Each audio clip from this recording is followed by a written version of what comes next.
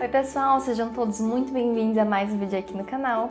Hoje eu vou falar com vocês um assunto muito pedido, principalmente lá no meu Instagram, que é sobre fichas de anamnese. Vou dar dica pra vocês de como eu monto a minha. E pra quem não sabe, a ficha de anamnese é aquela ficha com todos os dados do nosso cliente pra gente traçar, um tratamento mais personalizado, único e de acordo aí com o que aquele cliente está precisando. Já quero convidar você a curtir esse vídeo, se inscrever no canal e vamos nessa pro vídeo.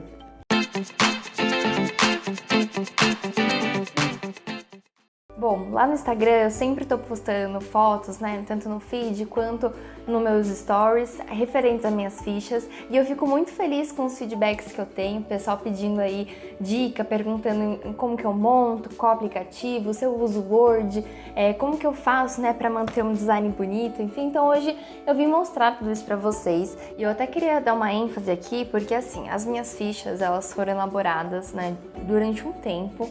Então hoje eu não posso simplesmente mostrar para vocês, disponibilizá-las para vocês, porque futuramente elas vão fazer parte aí como um bônus nos cursos que eu quero fazer. Então eu espero que vocês entendam, e essa é uma forma de que eu posso ajudar vocês de acordo com conselhos em relação a aplicativos, a informações que são necessárias para vocês montarem depois aí de acordo com o que vocês acham mais necessário as informações, beleza? Como vocês podem reparar aqui, eu gosto muito de usar a ficha manual, de papel. Isso é muito particular de cada profissional. Tem muitos profissionais que já adaptaram para a parte virtual, então eu uso o computador, o tablet. Eu acho muito legal isso daí. Pra ser sincera, não faz diferença. É lógico que assim, quando você tem a ficha de papel, o ruim dela, a desvantagem é que você tem que acumular, os papéis e, enfim, às vezes para guardar você tem que ter pastas, para ter uma melhor organização. E aí no computador, às vezes, dependendo, é mais fácil de achar, só tem que ter uma organização ali também para você não perder aquela ficha, aquelas informações, Mas isso daí você escolhe. Eu vou querer virtual ou vou querer de papel igual a minha, tá bom? E aí vamos nessa, Então, vamos falar primeiro sobre a questão do design. O design também, gente, ele é muito pessoal de cada um. Vocês vão elaborar, A primeira dica que eu dou é elaborar de acordo com a logotipo, a identidade visual de vocês. Então, por exemplo, a minha logo, ela é para esse lado mais rosado, mais nude. Então, eu gosto, de tonzinhos rosas que fazem parte aí, que compõem a tais coelho estética, Então, assim, a minha ficha, ela é rosa. E aí eu tenho tanto a parte aqui de cima quanto a de baixo, E aí eu coloco sempre o meu logo, porque eu acho que fica uma identidade mais bonita. Escrevo aqui em cima ficha de anamnese. E aí, gente, o que acontece? Essa minha ficha eu faço no Canva e praticamente mais de 90% dos meus posts no Instagram, de tudo, eu faço no Canva. Essa foi uma das perguntas, uma das dúvidas de vocês, se eu faço no Word ou em outro aplicativo, e foi no Canva. Então, o que eu faço? Eu seleciono ali quando eu abro no Canva, tanto no computador como no celular, eu escrevo ali no buscar.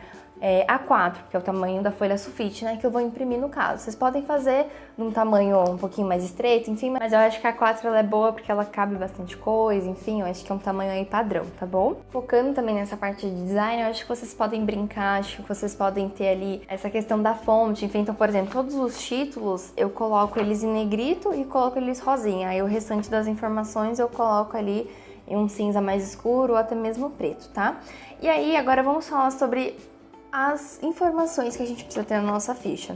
Lembrando que na minha faculdade eu tive acesso a uma ficha que era da faculdade, então as minhas primeiras fichas desde que eu comecei a atender foram com base na ficha que a gente teve na faculdade, e eu acredito que seja uma ficha padrão. Se você faz faculdade, curso técnico, ou se você migrou aí para a área da estética com uma pós-graduação, com certeza eles já devem ter disponibilizado algo do tipo para vocês, tá bom? Mas aí vamos falar sobre os passo a passo, A primeira, que a gente precisa é em relação aos dados pessoais do nosso cliente. Então, a gente precisa saber nome, idade, o endereço daquele cliente, data de nascimento, porque eu gosto também de dar parabéns para os meus clientes no dia do aniversário deles, a idade, profissão. Profissão eu gosto muito de perguntar, porque dependendo se é um tratamento facial ou corporal, a profissão influencia muito, porque, por exemplo, se a gente vai fazer um tratamento de melasma e aquela cliente é uma cliente que vive na praia, é uma pessoa que está muito exposta ao sol, ou se ela trabalha num restaurante, na parte da cozinha, está sempre em contato ali com o vapor,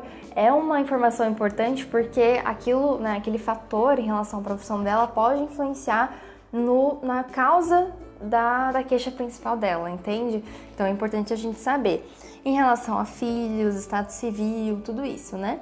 E aí depois a gente vem para a parte de hábitos diários. Então essa parte eu já vi, né, outras esteticistas postarem, outros profissionais da estética, é bem também padrão, gente.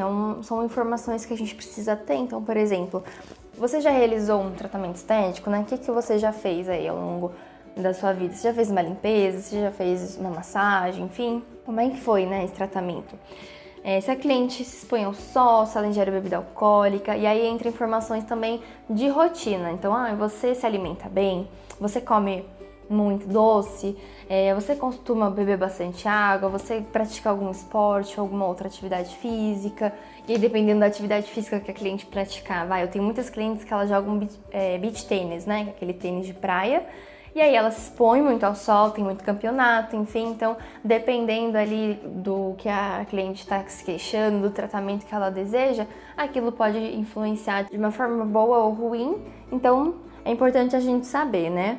E aí eu gosto muito de perguntar em relação a medicamento, a alergia. A alergia é muito importante a gente perguntar, porque em relação aos cosméticos ou em relação também a tipo de medicamento, a coisas de alimento, por exemplo. Eu tive uma gestante que ela relatou ter alergia a frutos do mar e a ômegas, né, ômega 3, ômega 6 que a gente encontra no peixe. E eu tinha aqui um produto, né, facial que ele tinha ômega. Então, assim, eu não poderia usar aquele tipo de cosmético na pele dela. Então são detalhes assim que não podem passar despercebidos porque fazem toda a diferença e se a gente não prestar atenção podem trazer riscos também para o nosso tratamento, tá bom? E aí depois a gente vem no histórico clínico, que é toda a parte assim relacionada à patologia ou alguma coisa que o cliente tem, às vezes de algum distúrbio. Então, por exemplo, parte vascular, parte hormonal, se é hipo, hipertenso, se, enfim, né, toda essa parte mais ligada aí, se ele toma algum medicamento, se ele tem alguma alteração, é importante a gente abordar aqui. E aí eu queria fazer uma ressalva, porque eu lembro que uma vez eu recebi de uma moça que ela estava na faculdade e ela ia começar a fazer atendimentos, né, de limpeza de pele e ela estava com dúvida em relação a colocar na ficha se o cliente possui HIV ou outra doença que seja aí transmitida através do sangue, porque ela achava uma pergunta um pouco invasiva, ela queria saber como que ela poderia perguntar isso. E aí eu falei pra ela que às vezes a gente, né, a pessoa que tem HIV, ela pode ter uma certa vergonha, enfim, mas é importante a gente perguntar, porque a gente mexe também com alguns materiais perfurocortantes. Então, por exemplo, hoje eu uso a agulha de insulina para tirar o milho, então é importante eu saber, né, porque eu preciso estar com luva, eu preciso estar com os meus EPIs, mas é importante eu saber para ter um cuidado redobrado. E aí eu falei pra ela, né, pra ela perguntar de uma forma sutil se a pessoa tinha alguma doença que era transmitida pelo sangue, né, enfim, porque era uma questão também ali de continuidade em relação a algum tipo de patologia ou doença que o cliente poderia possuir, tá? E aí eu tenho abaixo o termo de responsabilidade, que é muito importante. Tem alguns pontos na internet, mas eu indico vocês fazerem também, ver como é que faz, né, pegar uma inspiração. E eu, por exemplo, eu coloco no meu termo de responsabilidade a questão de autorização de imagem, a questão de comprometimento que o cliente vai ter perante o tratamento e a questão também do cliente estar sendo informado por todas as coisas que a gente vai abordar ao longo aí das sessões, enfim, ou do tratamento que a gente vai fazer. Aí eu peço assinatura, enfim, tudo bonitinho, né? E aí, gente, eu vou falar de acordo com o que eu faço, tá? Dos serviços prestados. De acordo com os serviços prestados. Meu Deus do céu. E aí, gente, eu vou mostrar aqui pra vocês, dando alguns conselhos, né, dando algumas dicas referente aos serviços que eu ofereço aqui no meu espaço. Então, por exemplo, nessa ficha, né, que eu abordei aqui com vocês, na parte de trás, eu coloco assim, né, que é uma ficha dando continuidade ao que a gente já abordou aqui, tá? Então, eu grampeio, tá? E aí eu coloco uma imagem de um rosto. E aí, no caso aqui, é a ficha dando continuidade à parte facial. Se você vai tratar corporal, você pode colocar um corpinho, enfim, para você anotando com flechinhas, né, com setas, aonde o cliente, né, tá se queixando e aonde você vai fazer o tratamento. Então, por exemplo, aqui no caso do facial, se eu vejo que o meu cliente está se relatando de uma máscara, né, que é a acne proveniente do uso contínuo aí da máscara, eu vou anotar aqui, né, vou fazer um desenho, puxar uma setinha aqui, debaixo do queixo, aqui na região orbicular da boca, que é onde ele tá se sentindo mais incomodado, né? Que é onde ele quer se tratar, enfim. E vou puxando aí de acordo com as questões, né? E aí eu coloco se a pele dele é oleosa, se é mista, como que tá o estado daquela pele, porque não adianta só a gente perguntar o tipo de pele, mas o estado daquela pele. Então, em relação à acne, quais graus, né, aquela acne tá, em relação a manchas, se a pele tá sensível, desidratada, qual é o fototipo, qual é a escala, né, em relação também às ruguinhas, e também a rotina diária, o que ele usa naquela pele frequentemente, né? Quais são os produtos que ele tá usando. Hoje em dia eu tô pedindo para as clientes mandarem foto dos produtos para eu já analisar antes que a gente marca a avaliação, né, e o procedimento, porque aí eu já dou uma olhadinha, a gente já conversa, né, para ver se aqueles produtos, né, estão de acordo com o que a pele dela necessita ou se a gente precisa fazer algum reajuste de home care, tá? Praticamente é isso.